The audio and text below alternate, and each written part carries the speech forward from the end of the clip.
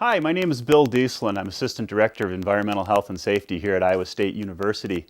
I'm sure you've all heard about the university's ambitious plan to conserve energy at Iowa State and this new revolving loan fund to help fund some of these energy conservation measures.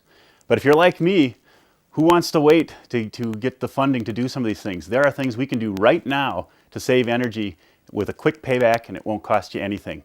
Let's start right here. I have a typical office you can take a look at. Here we have an office set up. An individual has a computer, they have a printer, you can see they have a little document shredder here, and the telephone and a weather radio up there for emergency information. What we did is we took this office area here and we divided it up into three things. What things need power to them all the time, 24 hours a day? What things only need power to them momentarily when you use them?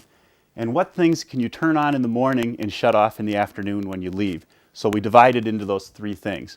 First of all, the things that are going to be on all the time, this telephone and this emergency weather radio are plugged directly into the wall so that we can constantly use them at any time.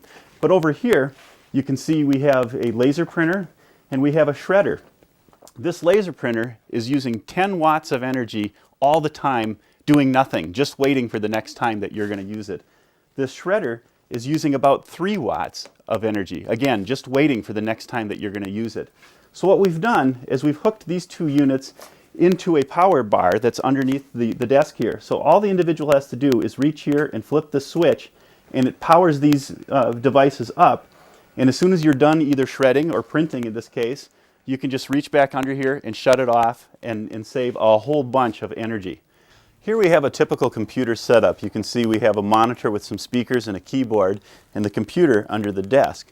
What we used to do in this office is at the end of the day we would let our computers go to sleep and we left the other things on. You see the monitor goes to sleep. But what we learned is that the speakers continue to draw power. That monitor that has gone to sleep continues to draw power.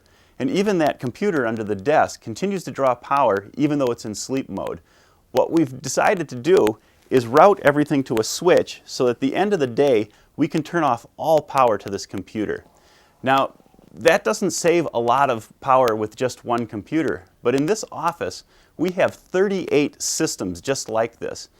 And if we can get everyone in the office to turn off their computers on evenings and weekends for a year, we'll save enough electricity to run the overhead lights in our office for 3.5 months. You're probably wondering how we know how much energy we're saving by making these changes in our office. Well, I used the assistance of a plug meter. I borrowed this from Facilities Planning and Management. This is a device that can actually meter the electric use of the different appliances in your office. So let's go ahead and give it a try on my laser printer here. So what I'm going to do is I take the laser printer from the wall and I'm going to plug this into the meter, and then I'm going to plug the meter into the wall. You can see it's using quite a bit of energy to start up, but we'll just let the printer calm down. Okay, just sitting there on my desk, this printer is using 10 watts at any given moment. So you say to yourself, 10 watts, that's not a lot of energy. But let's do the math on that for an entire year. If I take 10 watts and multiply that by the 8,760 hours that are in a year, that's 87,600 watt hours per year, or 87.6 kilowatt hours a year of energy that's being used from a printer that's just sitting there waiting for the next print job. By putting a switch between the wall and that printer, I can effectively save 87.6 kilowatt hours per year on one laser printer. One of the most fundamental tips that I can give you to conserve energy on campus is to consider the lighting in your office. Here in my office, I have 2 banks of fluorescent lamps that are illuminating the room. It's been my observation on campus that very often we've actually over-designed the amount of lighting that's available in the room. Well, I have a light meter right here, and we can just take a look at my desk. I have this light meter set at the 100 scale, and when we turn this on, you can see I have nearly 100-foot candles of light available at my desk at the reading level. Now I need enough light to get my job done, but I don't need to work on a suntan while I'm sitting at the desk. Let me just shut off the lights here for a second and show you how much light we have without the lights on. Okay, my office happens to have a nice big window. This one faces to the east, and presently it is about 2 o'clock in the afternoon.